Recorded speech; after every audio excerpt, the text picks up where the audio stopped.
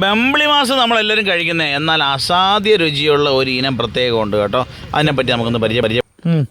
Juice അടിച്ചേ ഡെങ്കിപ്പനിക്കൊക്കെ അടിപൊളി സാധനമാണ്. അടിപൊളി ഡെങ്കിപ്പനി, ഈ കൊതുക് രോഗങ്ങൾക്കെല്ലാം ഇത് നല്ല വിളഞ്ഞ മുട്ട size 2 kilo, 2 kilo minimum. 2 kilo വരും. ഒരെണ്ണം 2 കിലോ എങ്ങനെ പോയാലും തൂക്കം വരും.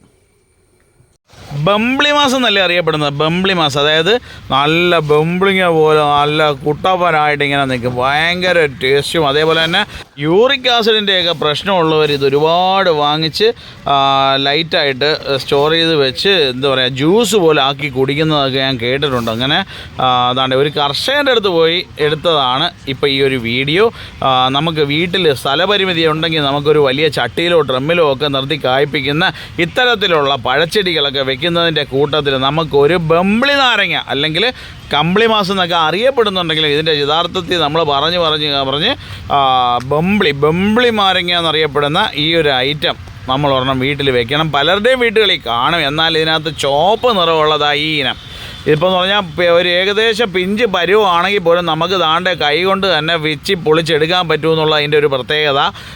നമുക്ക് വീട്ടിൽ ജ്യൂസ് അടിച്ച് കുടിക്കാനൊക്കെ ഏറ്റവും നല്ലതാണ്. നിങ്ങളിത് വാങ്ങാനോ ഇതൊരു കച്ചവട പരസ്യമോ ഒരു വകയുമല്ല. നിങ്ങളെ വീട്ടിലോ നിങ്ങളെ തൊടിയിലോ ഒക്കെ ഉണ്ടെന്നുണ്ടെങ്കിൽ നിങ്ങൾ ഇതിനകത്ത് ഒരു ഇച്ചിരി എടുത്ത് വെള്ളം ഒഴിച്ച് ഇച്ചിരി തണുപ്പുള്ള വെള്ളത്തിനകത്ത് ഒരു ഇച്ചിരി അല്ലി എടുത്തിട്ട് ജ്യൂസ് പോലെ ആക്കി കുടിച്ചു കഴിഞ്ഞാൽ നല്ല ഉഷാറായിരിക്കും.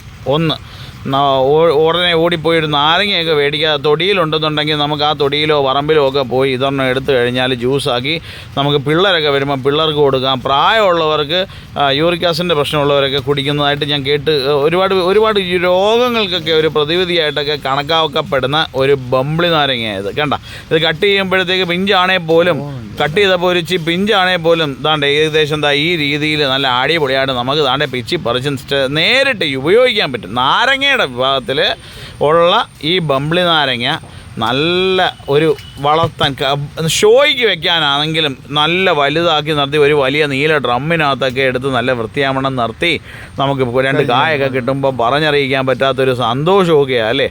ചെറക്കര താലൂക്കിലെ സോയിൽ കൺസർവേറ്ററായിട്ടുള്ള എൻ്റെ മൂത്തച്ഛനായി നിൽക്കുന്ന മനുഷ്യൻ നല്ലൊരു കഠിനാധ്വാനിയും അതേപോലെ തന്നെ ഒരു കൃഷി സ്നേഹിയും ഒരു നല്ല കർഷകൻ എന്നറിയപ്പെടുന്ന ഒരാളുടെ നമുക്ക് എന്താ പറയുക ഉള്ള ഒരാളാണ്. അന്നേരം പലർക്കും അറിയാമായിരിക്കും പുള്ളിയെ. അന്നേരം കണ്ടില്ലേ ഇത്രത്തോളം നല്ല നല്ലൊരു അറിവുകൾ പങ്കുവയ്ക്കാനായിട്ടൊക്കെ പുള്ളി മുമ്പോട്ട് വരുമ്പോൾ നമുക്കും ഒരു സന്തോഷമാണ്. ഇപ്പോഴും പാടവും പറമ്പും ഒക്കെ നമ്മളെ ഒക്കെ ഒരു എന്താ പറയുക ഒന്ന് പ്രൊമോട്ട് ചെയ്യുന്ന നമുക്ക് വേണ്ടുന്ന കാര്യങ്ങളൊക്കെ പറഞ്ഞു തരിക. നമുക്ക് ഈ കൃഷിയോടൊക്കെ ഒരു താല്പര്യം വരുന്നതൊക്കെ ഇവരെയൊക്കെ കണ്ടോണ്ടാണ്.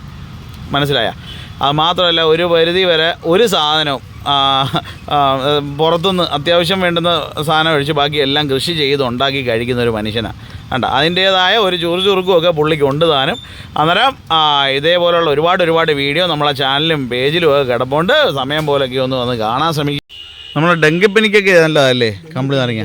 പിന്നെ ഡെങ്കിപ്പനിക്ക് നല്ല സൂപ്പറാണെന്ന് ഞാൻ കേട്ടിട്ടുണ്ട്. ഇപ്പോൾ എന്ന് പറഞ്ഞാലേ ഇത് നാരങ്ങയുടെ ഓറഞ്ചിൻ്റെ ഗുണം നല്ല സമയം പോലെ ഇതൊക്കെ ഒരെണ്ണം മേടിച്ച് ഒക്കെ ഒന്ന് കുടിക്കാനായിട്ട് ശ്രമിക്കുക. എല്ലാവർക്കും ഒരിക്കൽ കൂടി നല്ലൊരു ദിവസം നേരുന്നു. Thank you.